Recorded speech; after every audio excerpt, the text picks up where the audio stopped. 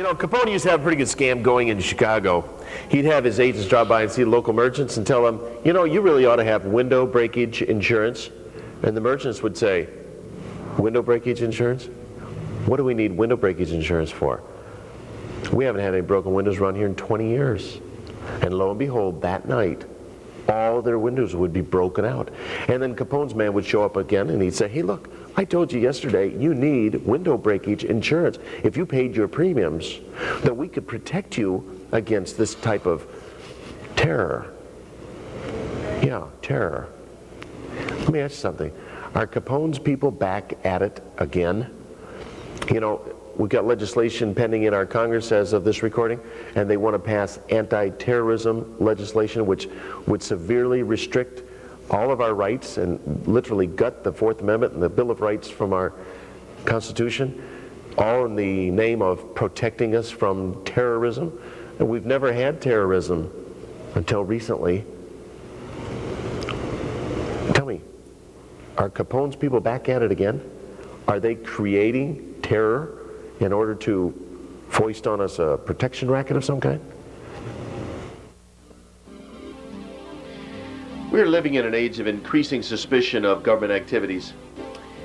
Ever-growing numbers of citizens are growing wary of the actions of rogue elements within the otherwise lawfully constituted government. Waco and the Branch Davidians, helplessly holocausted by unelected, black mass and unidentifiable agents of powerful bureaucracy, have left indelible images for our memories. The senseless murders of 14-year-old Sammy Weaver and his defenseless mother, and the entire siege at the now famous Ruby Ridge, further underscores the fact that at least certain elements of the federal government have been and continue to be, shall we say, out of control. And let us not forget the Iran-Contra scandal, where what was identified as a shadow government, led and directed by otherwise lawfully appointed officers of the U.S. government, admitted that they intentionally lied to and misled the Congress as to what they were in fact doing, and also that they destroyed the evidence of their drugs for guns and guns for hostages routines. We find in all this that in the process of shredding the evidence, they in effect also shredded the Constitution itself in the process. Americans are rightfully justified in their suspicions. It's a fact. The government has increasingly been caught red-handed in some verifiable setups, frame-ups, and scams in order to further hidden agendas. As these and other government atrocities are unmasked and exposed, do we see an abatement or an expansion of the march toward reckless abuse of power? The Baker family of rural Minnesota would tell you there's an increase. The following is a story of America's first anti-terrorism prosecution.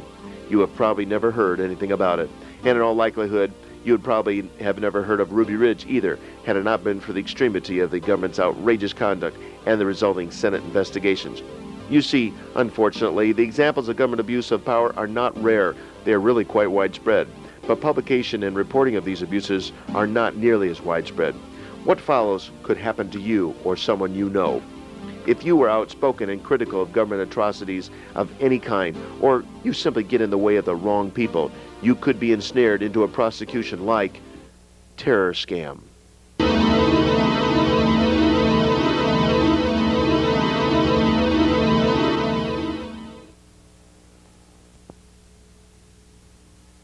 Hi everybody, I'm Pastor Rick Strawcutter, and today we are doing a tape that frankly I think is going to blow your mind. You're probably familiar with people like I am that are upset with the government and the way things are going, and they're activists and they publish things, they distribute tapes, they speak out publicly against the government and government officials and people that they think are doing things wrong and trying to right all those wrongs. Well, I have with me in the studio tonight a man by the name of Dwane Baker, and he's from a place called Glenwood, Minnesota, and he's got quite a story to tell. In fact, it may even sound unbelievable, except for the fact that he has got documentation about this thick to support everything that he's going to tell you, the horrendous story that you're about to hear, not just what has happened to him, but happened to his innocent son.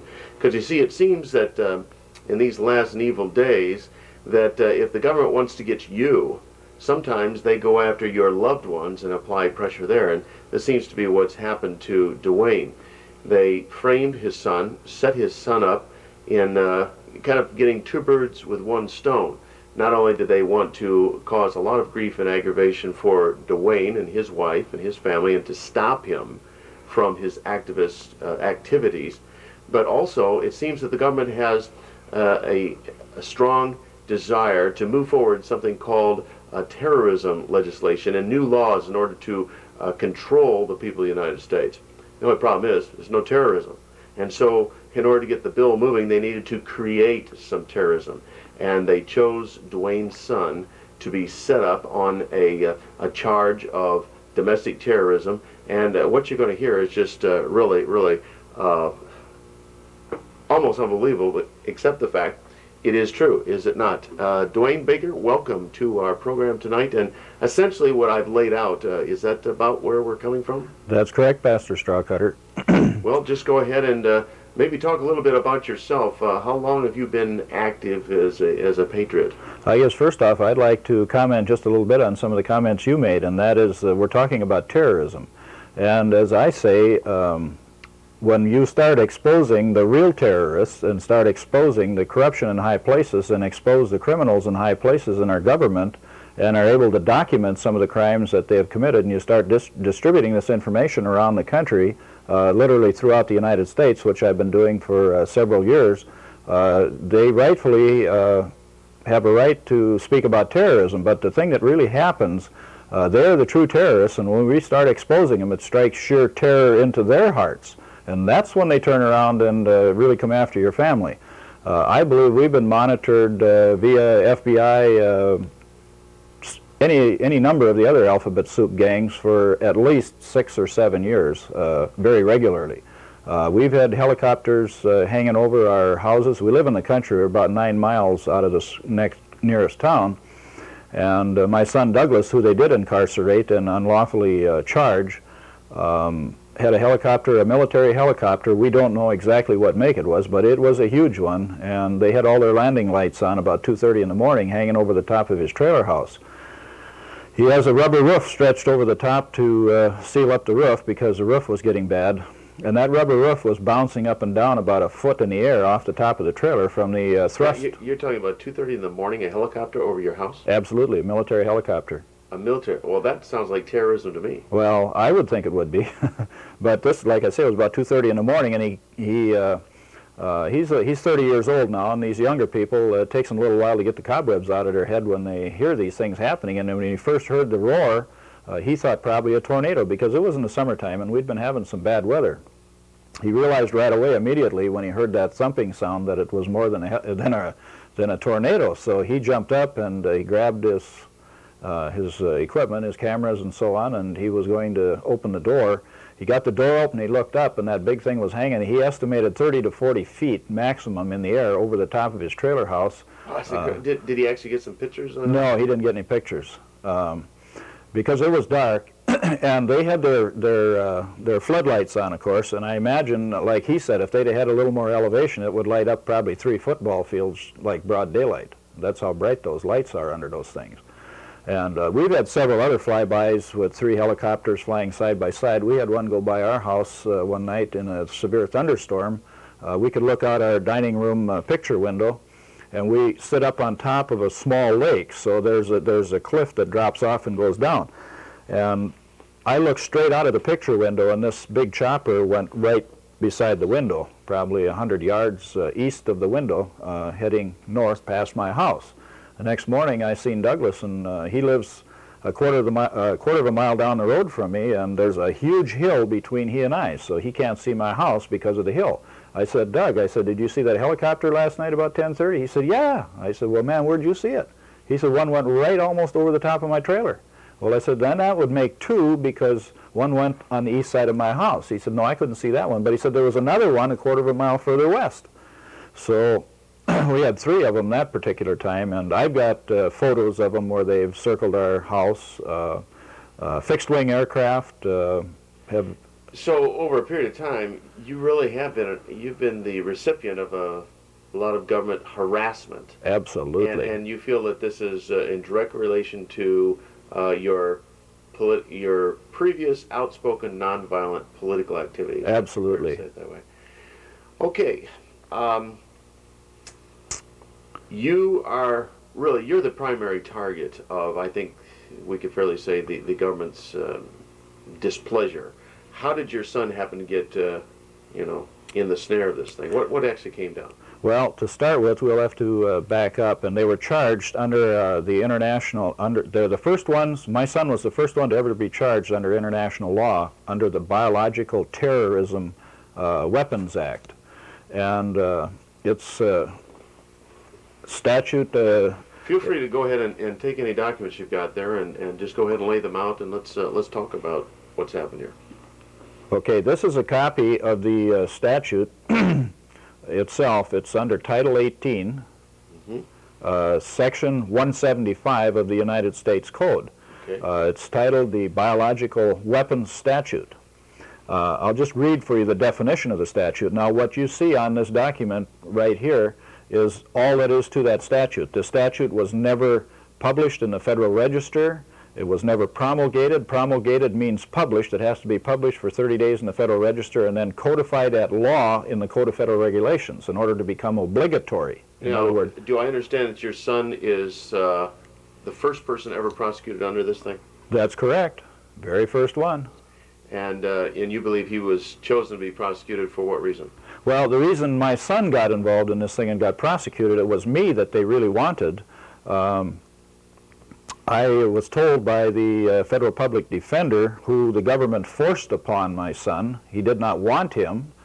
We had hired another attorney, made arrangements through my own attorney, so the finances was all handled, everything was agreed upon, and this federal attorney, or this attorney that we hired on our own, a private attorney who I'd never met, he didn't know me personally, but trusted the deal then through my other attorney, so we had it all set up, and we come down to the arraignment hearing, and this attorney that we had hired was almost sweating blood. And he was looking for me. He was trying to find out who I was because I had never seen him, like I say, face to face. And they pointed me out to him. He come running over to me and he says, "Dwane," he said, "I'm off the case." And I said, "What's the matter, Mark?" And he said, "I'm just off the case. I'm out of here." And I said, "Well, what's the reason?" And he said, "Personal reasons." And I said, "Well, explain to me, please, what your personal reasons are." I said, "Is it finances or money?"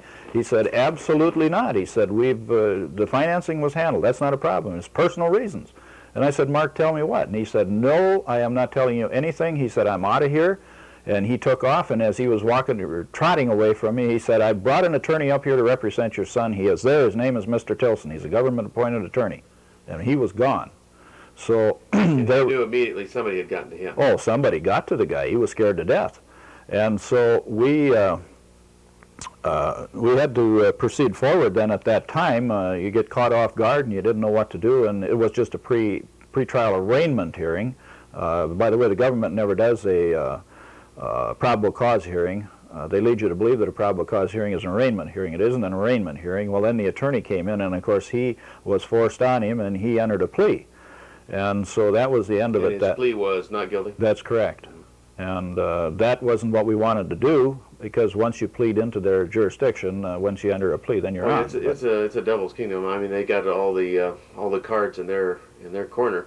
What happened next? Okay, so then we were set up with him. They allowed him to go home on a $10,000 personal recognizance bond. Well, what was it that they alleged that he had done? They alleged that he possessed a toxic substance called ricin for purposes to use as intent to use as a deadly weapon. They made statements such as... Okay, wait a second. What is ricin? Ricin is a derivative of castor bean.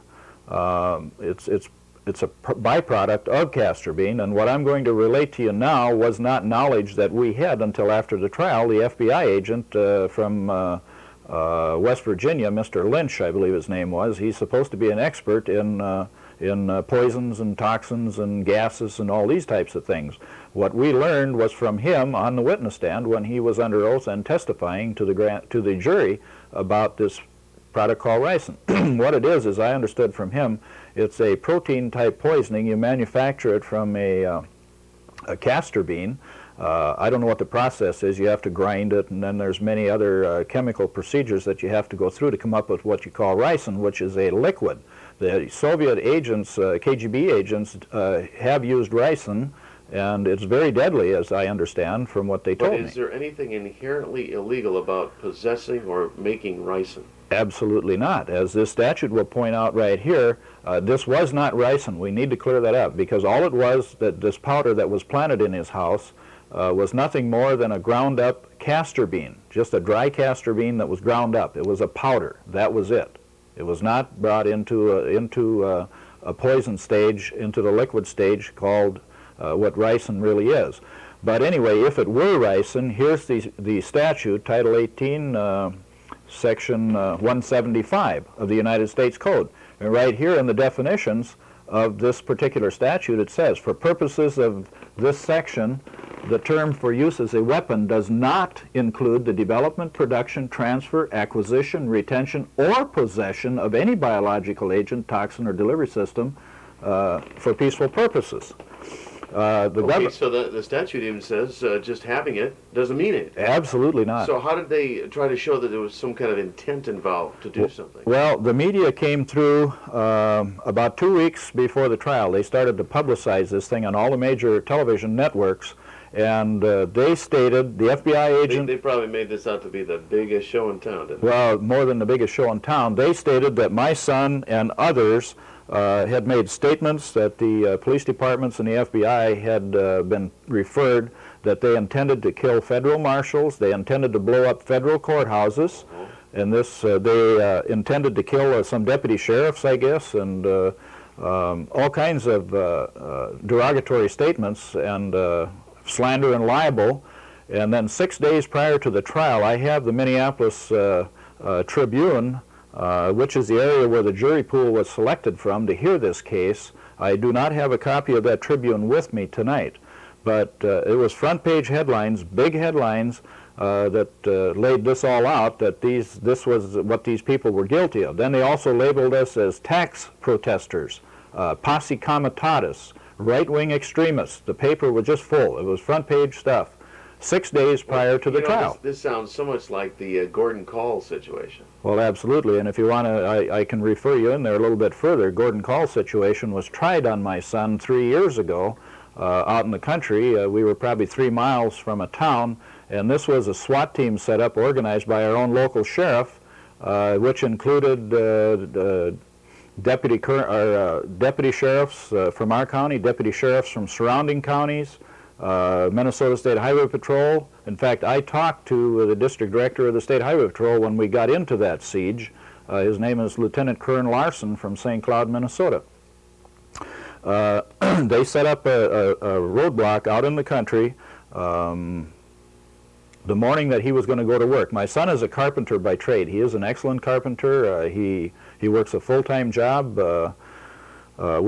He was heading into work. We had been harassed by the local law enforcement prior to this for about 4 months, the whole summer. We had a state highway patrol, a deputy sheriff, and a city cop that basically worked full time trying to catch my son because he didn't have what they call a valid driver's license. And so they stalked him all summer, and they mailed him. I don't know. They didn't even dare to stop him because I don't know why, but they never even dared to stop him. And they mailed him tickets in the mail. He must have had 15 tickets for driving after revocation or whatever they called it, no insurance and all this other crap.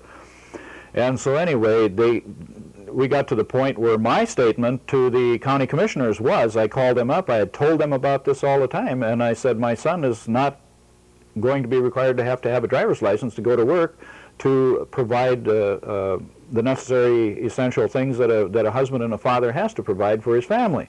And I said, if these turkeys keep stalking us like they're doing, I said, we're going to have to escort him to work. And I said, if it takes 50 people to escort him to get him through to get him to work, that's what we'll do. And so anyway, somebody put out an erroneous story, according to the sheriff's report, that we were going to be shooting cops that morning. And so that was their excuse that they set up this SWAT team operation. So my wife felt very agitated all this particular day.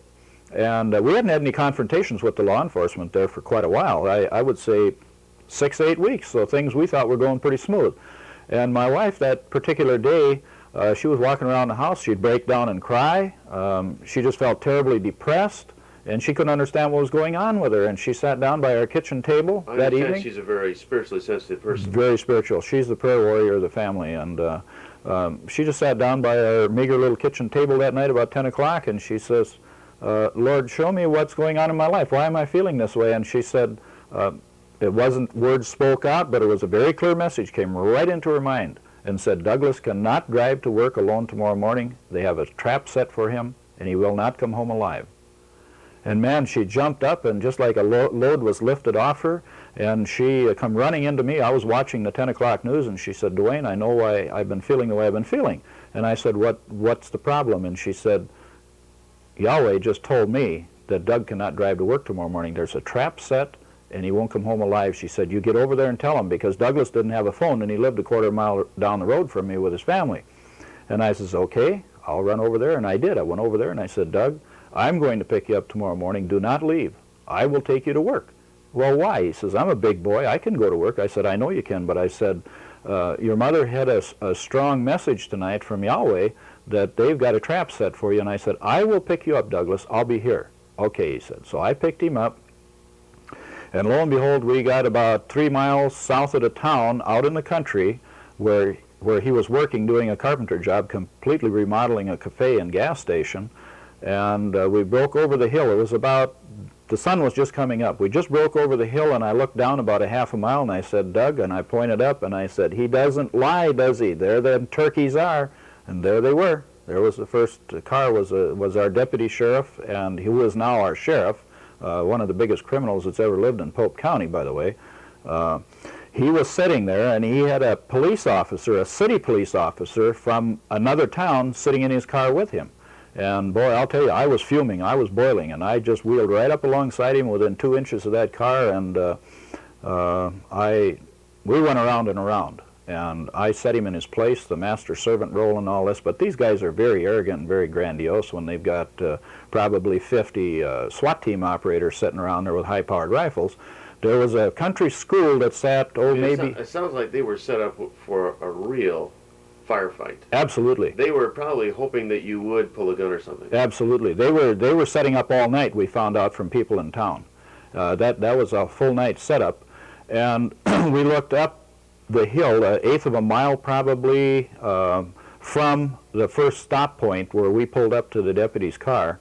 And there's no country school, has been abandoned there, and the windows have been boarded with plywood for years. I've lived around there all my life. That particular morning, the window to the southwest corner of that building, half of the plywood was removed. And I know that they had snipers in there with high-powered rifles. I can't verify that, but that window was open that morning, and it's still open today. So the scene was set for a big shootout, which did not, thank God, did not occur. Thank God, because God warned us, and God says they're not going to do it. His time is not right. So then we proceeded on toward town, and by the time we got through town, I stopped. I seen a highway patrol car up along the road, hid back in there, and I said to Doug, we're going to wheel in there and see what that turkey's up to. So we wheeled in there, and they both come jumping out of the car, kind of sideways with the hands toward the guns, and I hollered out the window. I said, what are you idiots up to?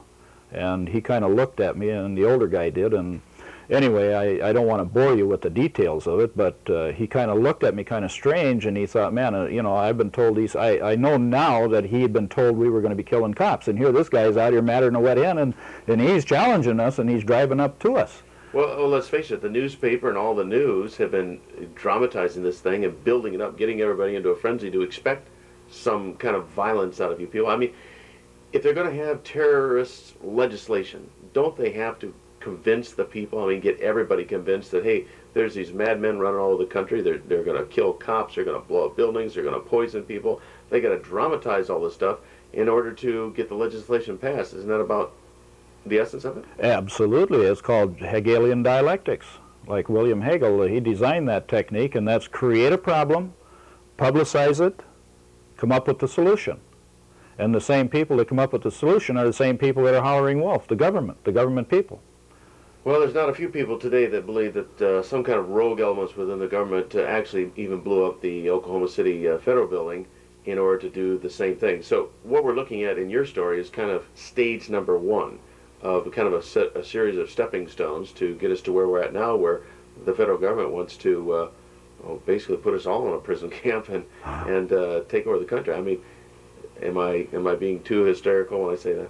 I believe you're probably giving the viewing audience the benefit of the doubt, because on the Dan Rather show here probably 6 weeks ago, national television, Dan Rather himself was talking about it for a full hour, and he said they're building an average of 1,750 prison beds a day in the United States of America. And on top of that, he isn't telling you they're converting over our agricultural experiment stations that were set up by the government to be worked to the benefit of the farmers. They've converted 2, I believe, in the state of Minnesota already into federal prisons. They are converting our state hospitals into federal prisons. In fact, the prison they have my son in right now in Rochester, Minnesota, is a converted state hospital building.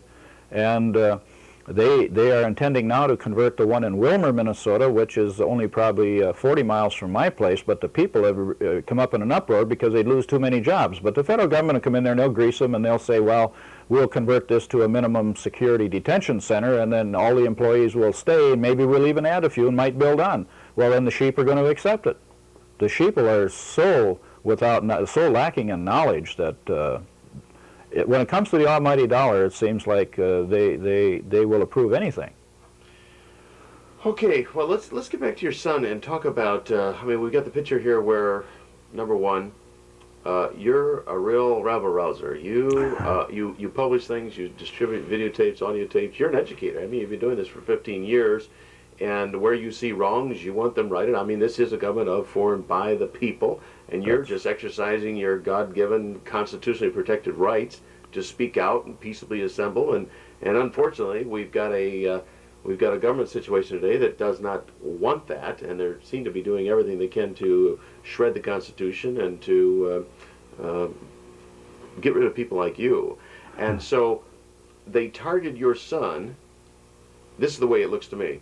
They target your son to get to you, and then they bring all this media pressure to bear on all of you, and probably one of their motives was that people connected with you, your friends, your neighbors, or people that you had influence with, they would become fearful now that you're the object of of government scrutiny, to try and destroy everything you've been doing and to make sure that you're out of commission.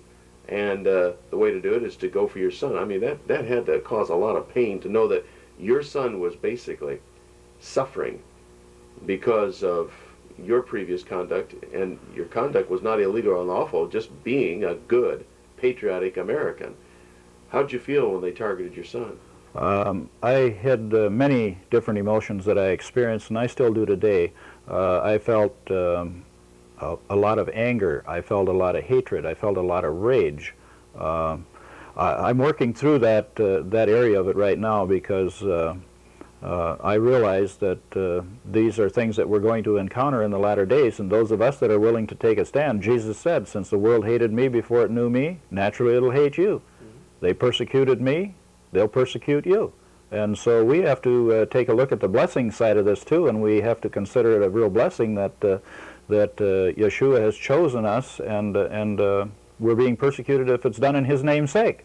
And that's our main motivation is... Well, this would be a good message to get across to the people so that others will realize what's happening, not only in your situation, but what could potentially be happening to them. Now, when your son was arrested and charged with this trumped up situation, and you say you had already hired an attorney, someone that you had confidence in, and then this attorney, evidently someone from the government, got through to him, and so your attorney was moved out of the picture, and a government attorney was kind of foisted upon you. Is that right? That's correct. And when things actually went to trial, boy, there must have been a lot of things you discovered about what was happening that just wasn't right and that just wasn't just.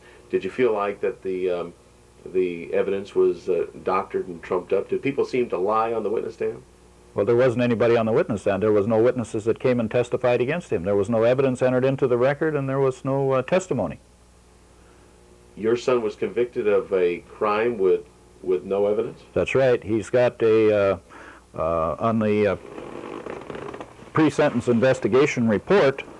Just go ahead and turn to anything that you think is pertinent. All right. And we'll go ahead and just get it right up here, and we'll show everybody what you've got. This is called a pre-sentence investigation report, and as you can see right here, it was signed by Pamela McNulty, United States probation officer. Now, I'll turn the page. This is part of her report.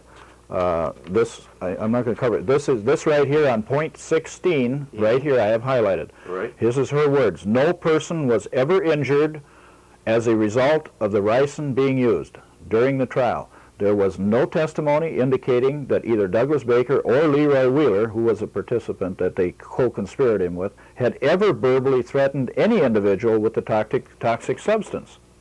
Now that's the pre-sentence investigation report after the trial. Well, it sounds like there's enough evidence there that there shouldn't have been a trial. There shouldn't have been a conviction. Okay, I'll run up here to the sentencing hearing, which took place. I'll show you right here in the sentencing transcript, where the defense attorney, the government defense attorney, stated in open court, and this is reading from the record.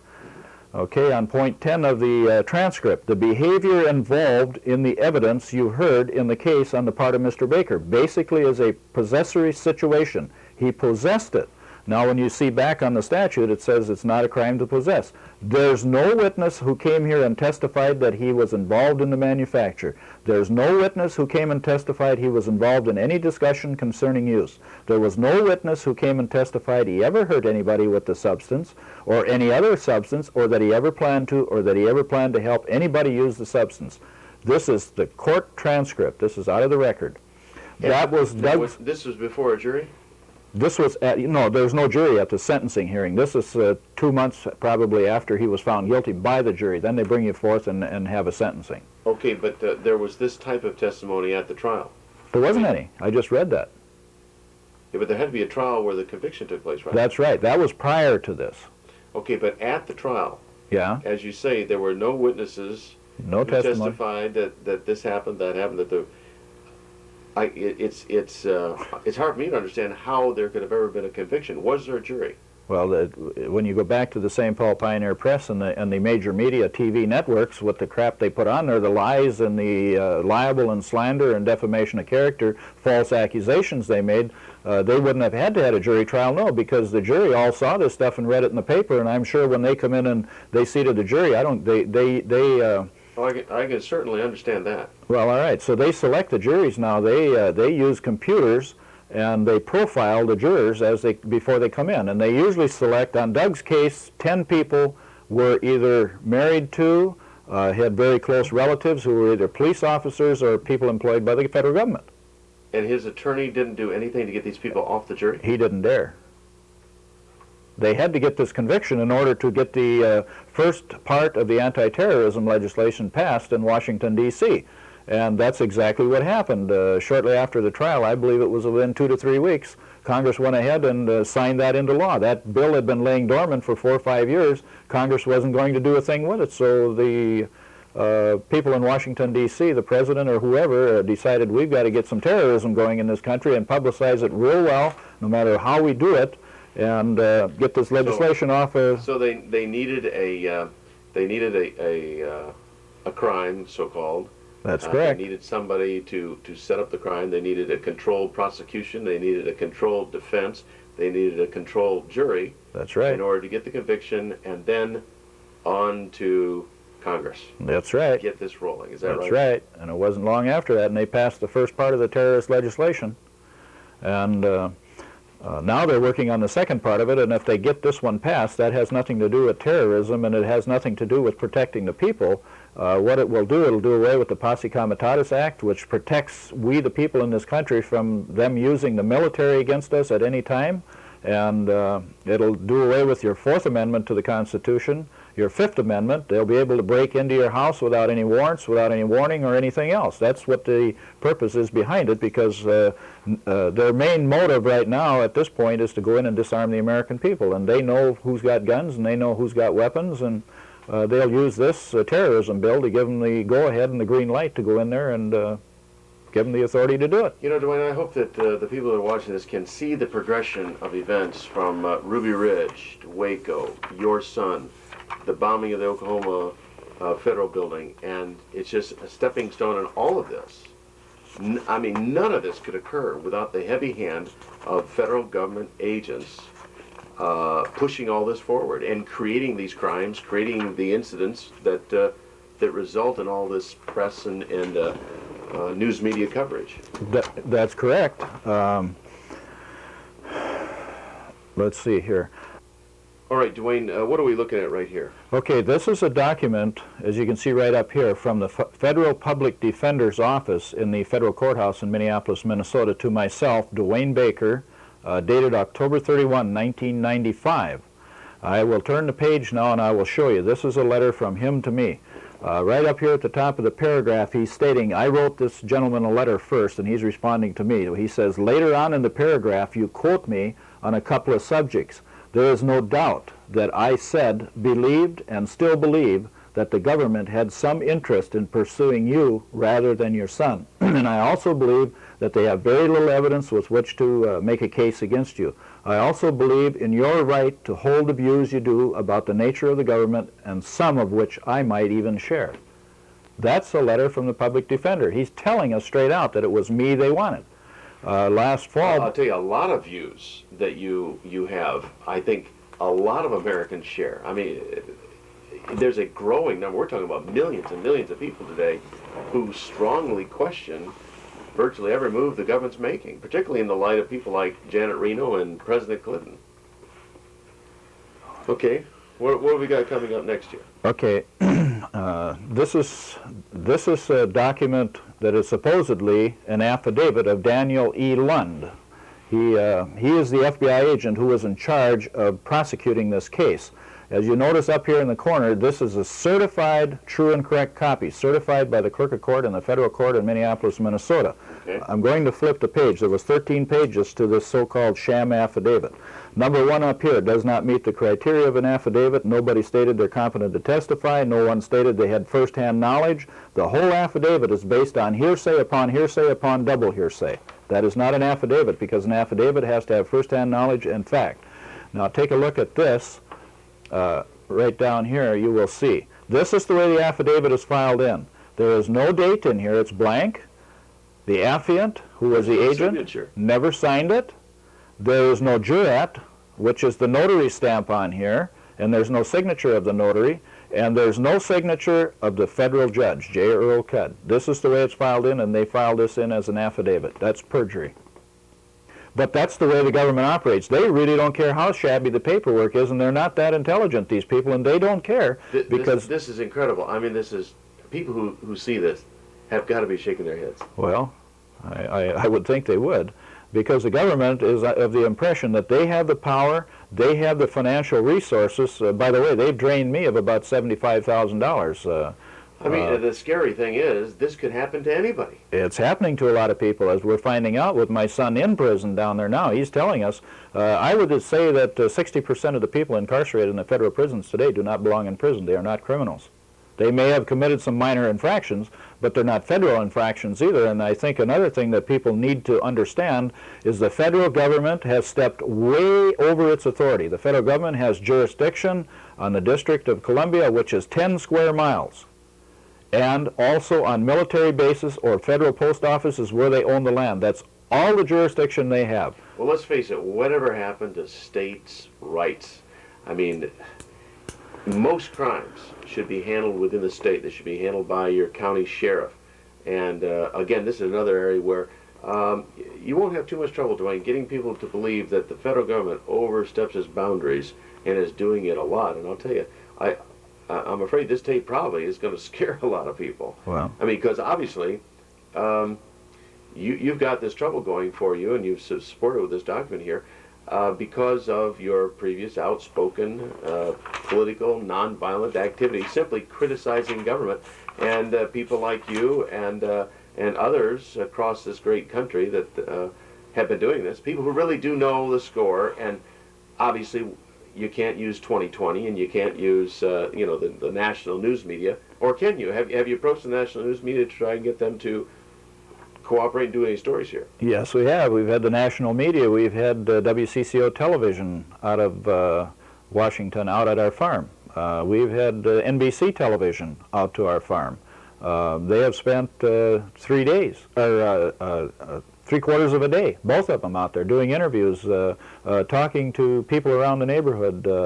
Did they ever do any national stories? Absolutely not. We got educated because we told them probably some things that, nothing that should damage us, but the media came out there for the purpose of twisting and perverting, which they always do, and they twist your statements, or they will pick and choose. They will take a segment of something you said, splice it into something else you said, and come out with something that you didn't say. And that's what they did. They prejudiced and biased us all the time. Now, do you have copies of those tapes, the TV shows or whatever, news broadcasts? Do you have those yourself? I have clips of what the media did, yes. Okay, good. I think what we'll try and do, let's try and put those into this presentation so that people can see them. Do you think we can do that? Yes, we can. Now, the prior interviews that we had with WCCO television, that was prior to the trial. We had the media was just flocking on us and swarming down on us and swooping down on us from all directions. And we learned real quick in the game that you probably are better off not talking to them, because all they want to do is further damage. But anyway, the first one out was WCCO television, and we did give them an exclusive on it, and they did a real smear job with what we gave them. However, Jonathan Elias, who was a newscaster with WCCO television up in our area, did come out then because he saw the fraud in this whole thing. In fact, he told us, he is the one that alerted me to the fact of this phony affidavit and some of these things, to get down there and check out the court file. And okay, I'll tell you what. Let's just break right now. Let's take a look at some of this television and let the people see what you went through. The men go on trial this week for a crime you normally associate with foreign terrorists. They are accused of planning to kill federal agents with a biological weapon. Michael Gargiulo joins us now from a federal courthouse in St. Paul, and as I understand it, this particular poison is made out of some sort of bean. That's right, Chris. It's made out of a castor bean. The two men who go on trial here at the federal courthouse in St. Paul on Wednesday are charged with extracting the poison from this bean and then threatening to use that poison against the government. In 1978, Georgy Markov, a Bulgarian dissident, was murdered in a plot sponsored by the KGB. Markov was shot with a pellet filled with ricin, a highly toxic chemical made from castor beans. Federal officials believe this incident, recounted in the book Inside the KGB, may have been the inspiration for several Minnesota men who allegedly made their own batch of ricin and are charged with planning to use it to kill a deputy U.S. Marshal.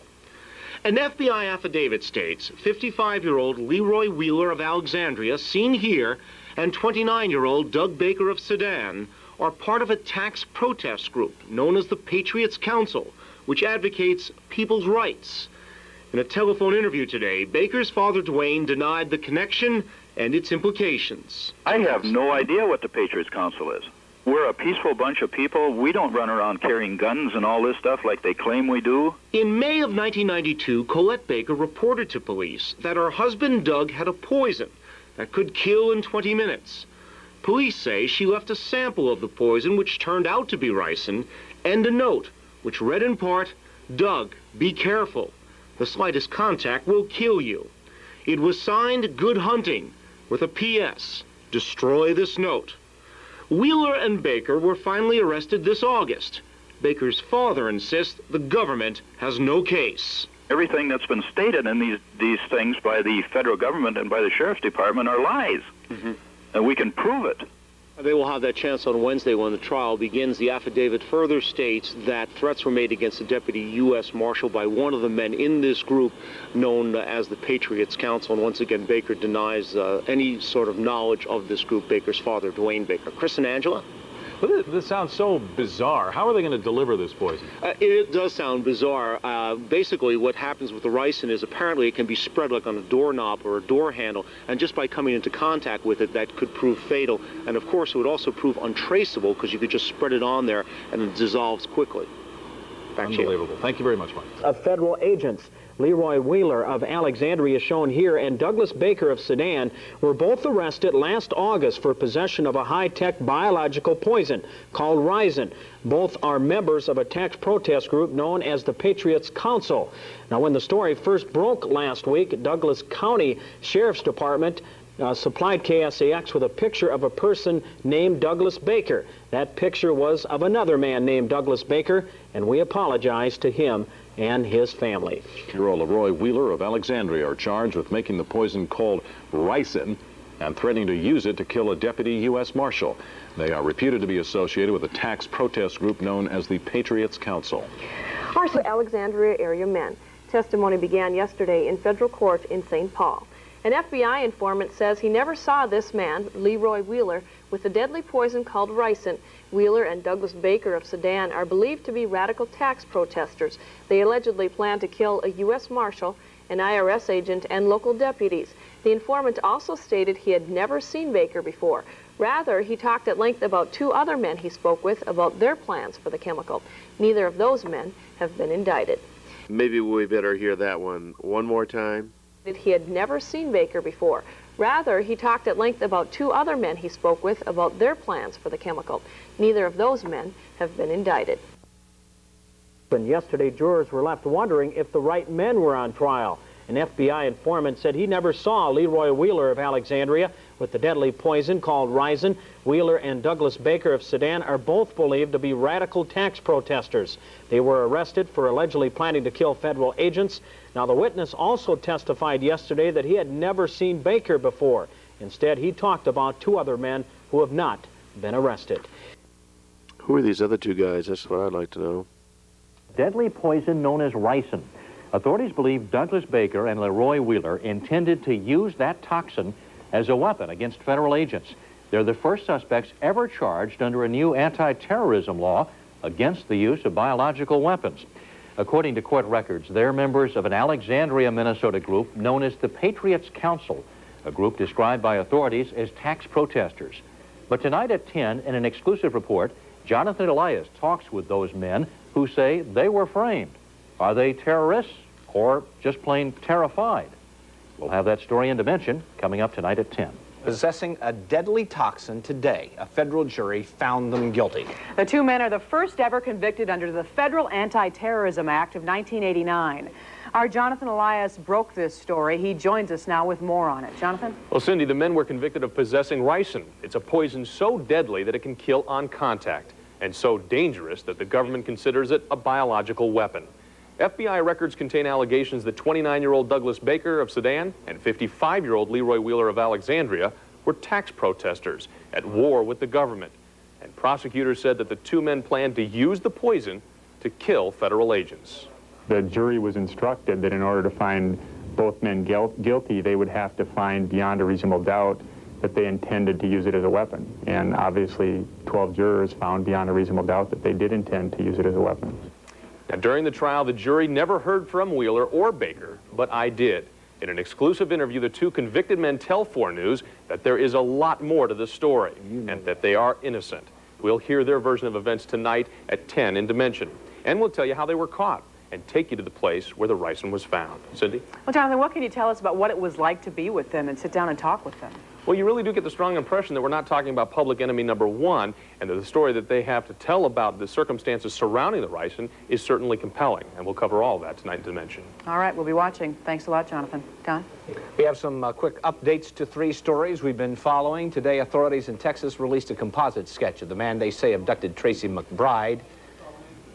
This is the composite, or on what ricin is. Well, Don, the two men are the first ever to be convicted under the Biological Weapons Statute of the Anti-Terrorism Act from 1989. Ricin is, from all accounts, one of the deadliest toxins in the entire world. And the FBI recovered enough of this poison to kill what they say is hundreds of people in rural Minnesota. I talked exclusively with the two men convicted, and coming up in Dimension, you'll hear their story. They argue they're innocent, and that the person responsible for making the toxin as a weapon is walking free. Thank you very much, Jonathan. We look forward to that report coming up in just a few minutes. Tonight, Dimension looks into the case of 2 men found guilty just 12 hours ago in federal court. Both were convicted of possessing one of the deadliest poisons in the world, a toxin known as ricin. So deadly, it can kill on contact. The government says the 2 men plan to use it as a weapon of terror, but the men themselves give a very different story. They gave their story exclusively to reporter Jonathan Elias.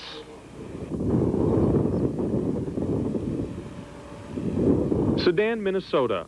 Homes here aren't separated by blocks, but by miles. And it's here federal agents confiscated one of the deadliest poisons known, a toxin called ricin. 0.5 milligram is capable of killing a human. 1 milligram would kill 2 humans. 700 milligrams, which is 0.7 grams, would kill about 1,400 humans. 0.7 grams. That's what the FBI found. That's just a fraction of an ounce. Ricin is a poison derived from castor beans. You can't buy it over the counter. It has to be manufactured. 29-year-old Douglas Baker is one of 2 men the U.S. Attorney is charging with possessing the ricin, which the government classifies as a biological weapon. From my understanding, it's illegal to own it with the intent to kill somebody, and I intended to kill nobody. It's a bad dream. It's a bad dream. This is the Twilight Zone. Sure, I'm not real happy about this, but I hate to go and take the fall for something I didn't do. 55-year-old Leroy Wheeler is the other man charged in the case. And like Baker, he says he's innocent. This story really starts 2.5 years ago. That's when Doug Baker got into an argument with his wife, Colette. Following that argument, Colette took a coffee can very much like this one from her home over to the Pope County Sheriff's Office. She told them that inside the can, they would find a baby jar containing a poison so deadly that it would kill on contact. And also inside the can, she said they would find an unsigned note. The note said, quote, "Doug, be extremely careful. The slightest contact will kill you. If you breathe the powder, you're a dead man. Good hunting. P.S. Destroy the note." U.S. Assistant Prosecuting Attorney Nate Patterson. From our standpoint, these 2 people were targeted because they possessed the ricin and that they possessed it for use as a weapon. And that's why we targeted Doug Baker and Leroy Wheeler. Both Wheeler and Baker admit the can containing the ricin was for a time in their possession, but both say it wasn't theirs. Court documents tell where the ricin came from. The ingredients were mail-ordered from Oregon. From this man, Maynard Campbell. This is Campbell following a standoff with federal agents. He was sentenced to 11 years in prison for a weapons violation. But before his arrest, he sold the necessary ingredients to make ricin. The FBI says one of his packages was sent to Minnesota, to Leroy Wheeler's house. Did you know what was in the box? It was just beans. I didn't know what castor beans? What do you make with castor beans? The reason Wheeler says he didn't know what the beans were for is because he says he didn't order them. In the FBI's request for a search warrant, it's alleged that an old friend, who's not charged in this case, ordered the beans. Wheeler says they were delivered to his house. And the FBI's confidential witness says another acquaintance of Wheeler's, who's also not charged in this case, made the ricin. I walked in, oh, you better get out of here. He had this mask on. He said, this stuff's pretty bad. Mask and rubber gloves on. Wheeler says he kept the ricin locked in his shed and says his acquaintance, who he describes as a drifter, came back, taking the ricin to Doug Baker's. Baker says he took the man in, let him sleep on his couch until he could get back on his feet. A month later, he says, the man left, leaving behind a trash bag filled with his belongings. Amongst his things was that. And what am I supposed to do with it? Did you have any idea that he had it? No, I had no idea he had it, or he wouldn't have came. An FBI paid confidential informant helped put this case together. But during the trial, that confidential informant testified that he never remembered Wheeler ever threatening to use the ricin as a weapon. And as far as Doug Baker went, he testified he never even knew him. Instead, the FBI's own witness implicated the person we've referred to as the drifter as the man who was planning to use the ricin to kill federal agents. And this is the same man who Wheeler says made the ricin. He's the one. He made it. He got it. He threatened it. He had the intent. You have to remember that what either of these individuals, Mr. Baker or Mr. Wheeler, tells you is not under oath and it's not subject to cross-examination. And we're not saying that somebody else wasn't involved as well. What we're saying is that these 2 individuals that went to trial, Doug Baker and Leroy Wheeler, possessed this for use as a weapon. FBI records contained allegations that the 2 were tax protesters who were in conflict with the government. Dimension found something different. Both have filed their taxes year after year. As for their criminal records, we searched and found nothing. As for protesting against the system, Wheeler was actually hailed by local newspapers as somewhat of a hero by working within the system to toughen state drunk driving laws. This following the death of his daughter Lisa, killed by a drunk driver. I just want to, I want to be with my family. I want to see my grandkids grow up. I want to plant a garden, you know. I want to have something. Not this. This is too bizarre. Despite both men arguing their innocence and implicating the same man as the one who made the poison to use as a weapon, a jury convicted them. And now both are on their way to federal prison. And are you guilty of anything? Stupidity. For Dimension, I'm Jonathan Elias. Federal prosecutors want to reinforce that today's conviction is not the end of the story. They say others might be involved, and more indictments may follow. As for Baker and Wheeler, both have been taken into custody to await sentencing. The maximum for this offense is life in prison. We have had a change in plans. You have a choice coming up. 2 men have been convicted of possessing a biological weapon, even more deadly than the one used today in Japan. And the frightening thing is, these deadly weapons may be easy to come by. But first, the latest facts from Japan. 8 people are now dead. Nearly 4,700 have gone to the hospital. All that from just 5 lunchbox-sized containers in 5 Tokyo subway cars. And inside those boxes was a nerve gas called sarin. It has made news in Japan before. A religious cult has been accused of making sarin, and just last summer, sarin killed 7 people in the town of Matsumoto. To this day, authorities don't know who did it or why. What this all means is that we are living in a more dangerous world, of course, where anyone with a grudge against society can get access to more than guns or explosives. In Japan or in rural Minnesota, it is becoming very easy to get the tools of chemical warfare. Here's reporter Jonathan Elias. 8 dead, 71 left critically hurt, and thousands of others left injured. But an even deadlier toxin was manufactured illegally right here in Minnesota. Not in a laboratory, but in a shed. We won't report how it was made, but suffice it to say, it wasn't brain surgery. We're fortunate, and I hope that our good fortune continues. The FBI in Minnesota has the only documented prosecution of 2 people convicted of possessing a biological weapon. 3 weeks ago, Douglas Baker and Leroy Wheeler were convicted of possessing the toxin known as ricin. It is one of the deadliest toxins in the world, and experts say it's even deadlier than the nerve gas sarin that was found in Japan. This is the first ever such case prosecuted under the Biological Weapons and Anti-Terrorism Act in this country, so obviously this doesn't occur all the time. Why do people develop these deadly toxins in the first place?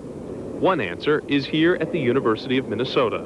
I mean, if ricin wasn't as toxic as it is, it wouldn't be useful for what our purposes are. Scientists at the University of Minnesota have been using the toxin to kill. They're killing cancerous cells in search for a cure to the deadly disease. So when you get chemotherapy, it kills cells all over your body. Simply stated, what we're trying to do with the toxin is use some agent to direct that toxin to the cancer cell and kill that cell directly. It would totally bypass the need for chemotherapy. So you can see it does have some good uses. Now, what happened in Japan, the FBI has a team of investigators in Japan looking into this case very carefully.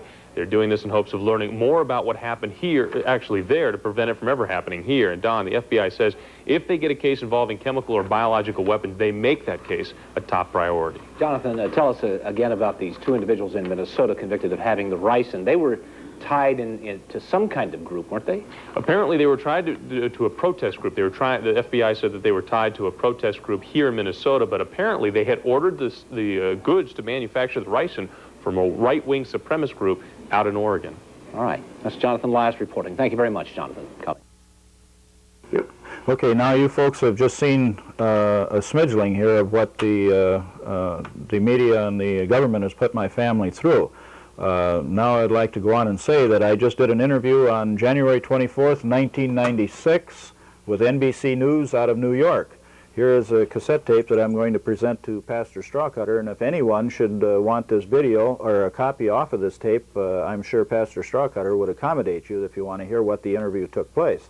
January 24th, 1996. They promised me, they called and wanted to interview my son in the federal prison. And the federal prison would not allow my son to go on television unless he would sign a waiver of rights form and allow the prosecuting attorney to be there and actually hold another mini-trial right in jail, public on NBC. And my son told him to put that where the moon doesn't shine. And so... Well, I understand that when these television people came out, How much time did they spend you? I mean, we just watched a little 1-minute thing that would appear on television. How long did they actually interview you? How much time did they spend with you? Well, this was the last time they interviewed us, which was, again, January 24th of 1996. And so they contacted me then when they couldn't get in to interview my son, and they said, would you do an interview? And I said, yes, I would. I'll do an interview, but we're going to discuss the fraud and the perjury that I have documented evidence to prove. And what you see, this packet right here this whole packet right here is what I sent to NBC News. This is out of the court records, the whole thing. Trial transcripts, pre-sentence investigation, shows that my son was innocent, shows there was no witnesses, no testimony and evidence, perjury, the whole thing. And this tape laying right here is the tape I'm talking about. I tape recorded for myself the whole interview that I did with NBC News. And the crew was out to our place for a good half a day from NBC, videoed me in my office, asked all kinds of questions, did a live interview, which is recorded on this tape. When the media come out with it, they showed probably, I would say 30 seconds, and the only thing they did was showed a picture of my son, which they obtained from us under false pretenses. They said they were going to use everything we had and they were going to disclose the fraud, so we sent them the picture. Instead of that, they used my son's picture, tied it in with the poison gas crap that went on over in Japan, and pumped up for some more terrorism, that the people should be convinced that there's actually a lot of terrorism going on in this country and my son is really a true terrorist. That's what the media did. Boy, the timing is incredible, isn't it? You got the poison gas affair in Japan, and then they allege that your son was involved in trying to produce some kind of poison, right? That's right. And oh, this is incredible. What else have you got there? Let's talk about, did they try to label your son as a tax protester or something to that effect? Absolutely. They labeled him as a tax protester, which is one of the first things that they will use against people, because the public does not understand how the government really operates. They know there's a lot of things going on in the government that shouldn't be going on, but that's one of the labels they attach to you right away, and usually that gets people's attention. And then, so your son doesn't file income taxes? Oh, my son has filed his income taxes every year, and at this point then we had, after the media had published it and called him a tax protester, a neo-Nazi, and all these other things, he had to go to H&R Block and spend $50 of his money to get the previous 3 years' tax returns to prove to him we'd filed them, which we did. Yeah, but you're telling me that the news media would label someone a tax protester, a neo-Nazi, and all these other bad, wicked, terrible things, and it's not true? What I'm telling you, they'll label you with a lot worse than that, and they'll publicize it all over the television and print it in every newspaper across the land. They did it to us, and we've got all the documents to prove it. Wow. My son, I could give you something else, isn't it? I mean, I'll give you a brief resume of my son's criminal record. It's right here in the pre-sentence investigation report done by them. Just right here is the document. Okay, let's take a look at it. This is his criminal record. That's correct.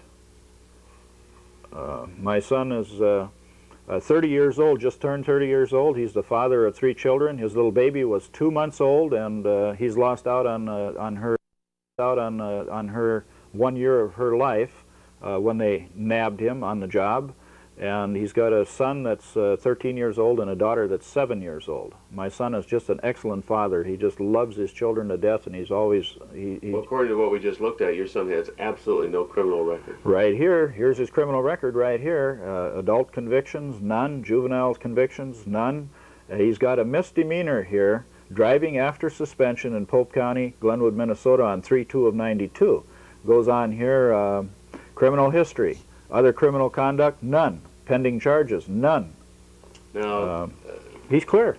That other matter probably had to do with the fact that he protests being licensed by the state to drive an automobile or to travel. Isn't it your son's position that he has a right to travel as opposed to being licensed and regulated by the state? Am I reading that right? You're correct. It's my son's position, and it's also his right. It's an established fact in law that it's a right. If you're not engaged in commerce or hauling commercial things like trucking or something, or getting paid to haul people, you don't need a license to travel. And well, I think it's beginning to get clearer and clearer to our viewers that you are good and honorable people who want to simply live good, clean American lives and exercise freedom and rights, but there is a power within government that has another agenda, and many refer to it as the New World Order. And the New World Order just came knocking at your door, did it not? Absolutely. It's been knocking for a long time. It just finally decided to come in. Or come busting in, maybe. Absolutely. Okay, what else have you got here? I can state this much. The FBI, afterwards now, they conducted an investigation for another year, and they arrested 2 more of my friends who were former church members. We used to do church, a private service of our own, and they have now arrested them and convicted them. Here's a picture, an article here in the local newspaper about them.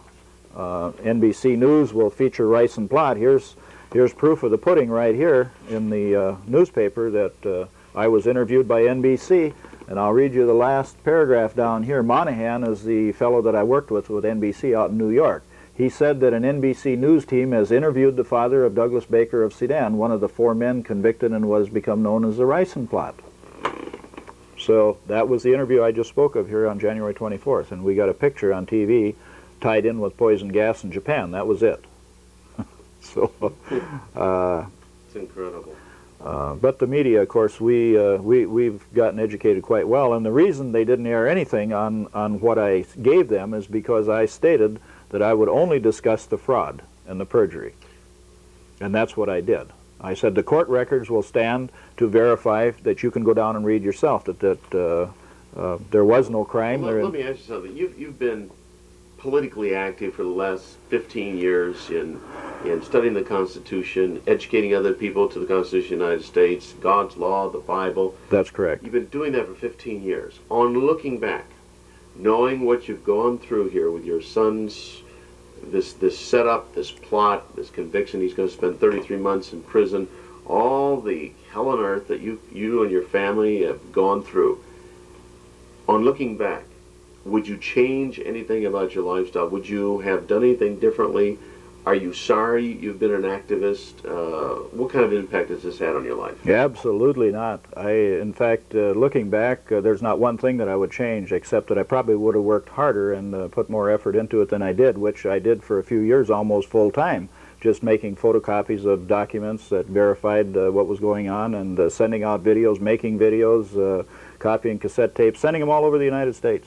No, I wouldn't change a thing. And the only thing that it's done, it's humbled me, not because I'm humbled because of fear from what the government can do and has done to my family. It's humbled me because that Yahweh has chosen me and our family to be servants to Him and to work in His kingdom, to bring forth God's, Yahweh's law into this land. And what I just done now, I just got back from a 1-week seminar in law, and I have studied law. I have spent the last year in learning law, filing lawsuits, and now I just took a week of advanced training.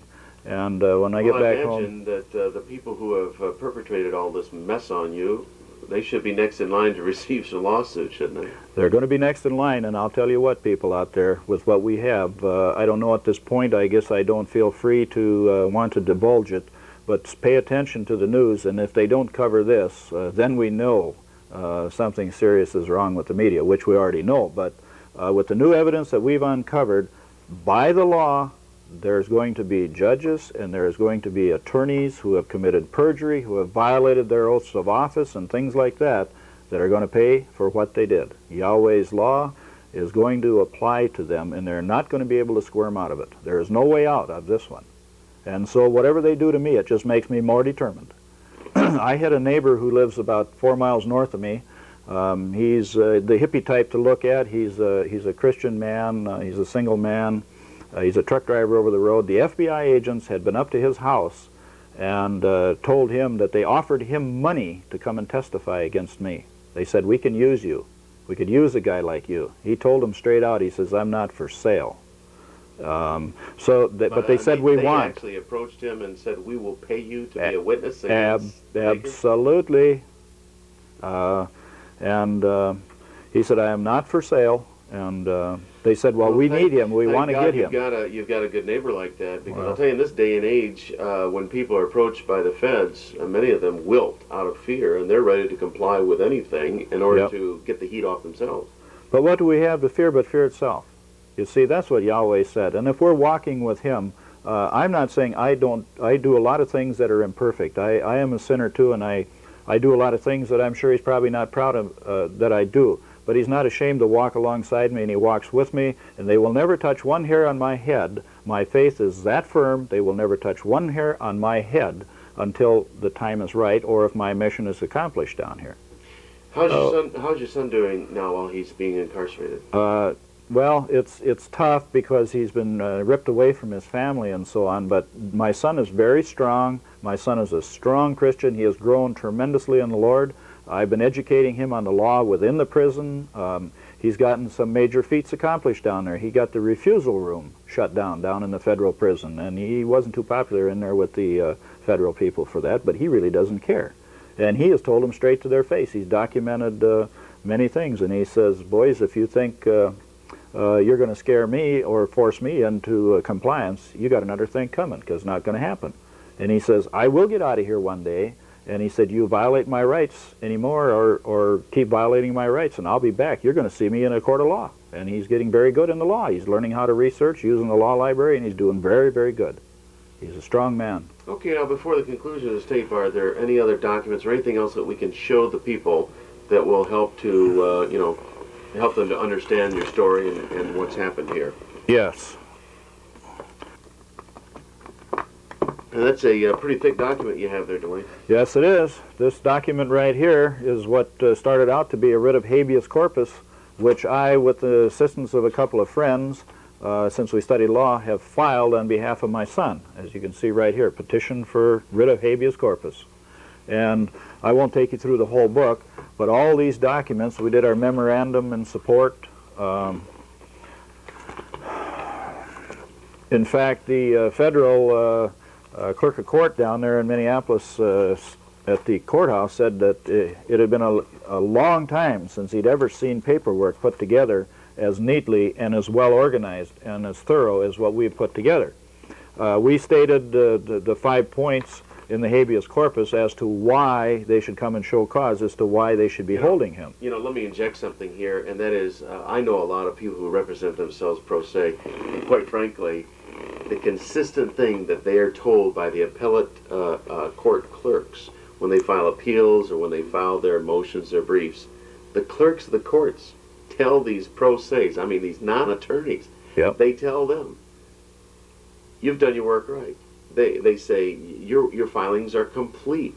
They told me one time, they said most of the time we have to send the attorneys back to redo some of their stuff because they don't have all their filings in order.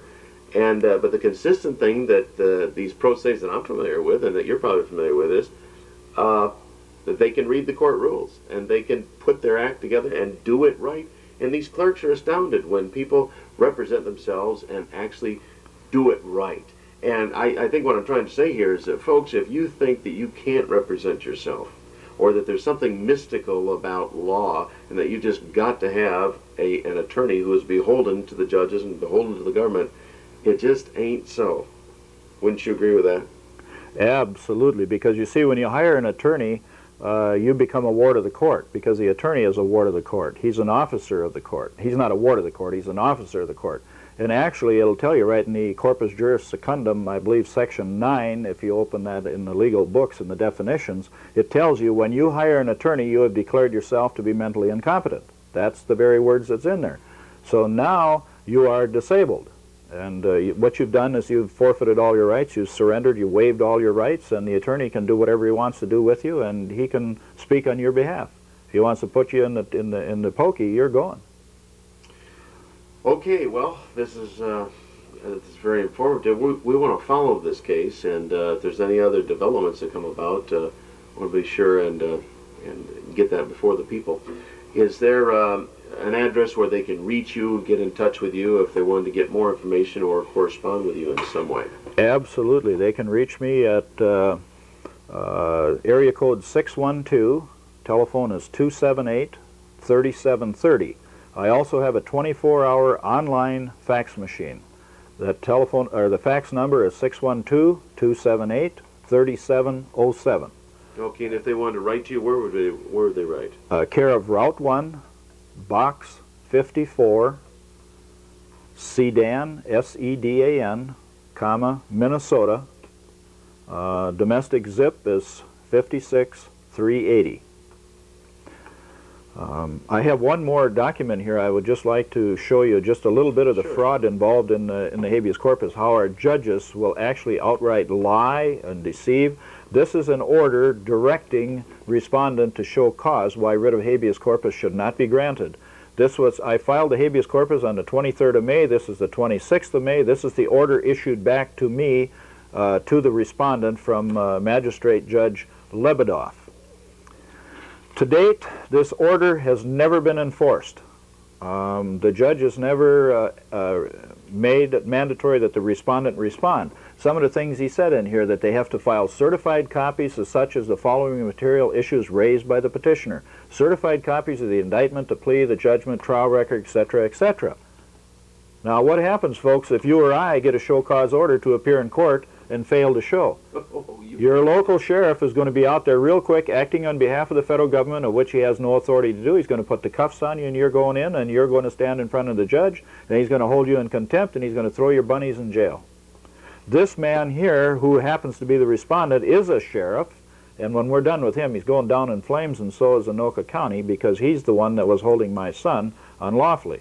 He also is in contempt of court because back here, as the judge stated in the closing of his order, it is further ordered that upon the filing of the foregoing, the respondent shall await the further order of this court. 6 days or less than that, 3 days, I believe, after the judge served this order on the sheriff who was holding my son in a county jail on behalf of the federal government come in, the FBI agents come in, or the federal marshals come in at 5:30, 6 o'clock in the morning, janked him out of his cell and said, "We're going." He didn't know where he was going. They never told him, and he wound up that evening in Rochester in the federal penitentiary. That's in violation of this court's order right here. So I'm telling you, these people are corrupt, they're criminal. We had them on the first habeas corpus. They have forced us through all this paperwork, as I showed you. I could take you back here. I've got the docket sheet, but again, you have my name, address, and phone number. We filed a response to a report and recommendation that Judge Lebedoff issued back here on October 6th. The judge came back. The chief judge of the federal court came back on October 11th with an order dismissing and denying the habeas corpus, saying we failed to respond. When I've got copies right here, I will show you. Received October, here it is, received October 6, 1995. We had till the 7th to file it. We've stuck these documents, which were all filed in objection to their order, as you see up here, many documents, motions, orders, memorandums, facts at law, and the judge came back again and said that we still failed to respond. The bottom line is he had the clerk of court change the filing date, even though I have these copies stamped received by the federal court in Minneapolis. He had the clerk of court enter the filing date as October 19th. Wouldn't that be altering a file document? You know, it just seems like no matter what the people do that's right, the government just seems to do whatever it very well pleases. And that's why so many people today are just, they're losing confidence in the whole concept of law. Well, based on what we have found out now, the fraud and the perjury, and going back into the federal statutes and into the federal rule books, we've got them. There's no way out for these turkeys. When we get back, it's going to be, I'm excited now. Now it's our turn. Now we're going to have fun, and it's about time that we stand up and take part and try to become knowledgeable and educate ourselves and request information from people like myself. Pastor Strawcutter up here at his church in Michigan, they have a ministry that has many videos available, I believe, and many cassette tapes, and I'm sure a lot of printed material. If you would write to them at this church, he can give you his address, his mailing address and his phone number if you would, and he has much information available to help educate yourselves. And we'll do our part. I want to thank you, Dwane, for being with us tonight and sharing this, and do stay in touch with us and let us know how things develop. I will do that, Pastor Strawcutter, and I thank you very much for doing the interview, and I apologize right now for making you sit and wait as we made our journey here from southern Ohio.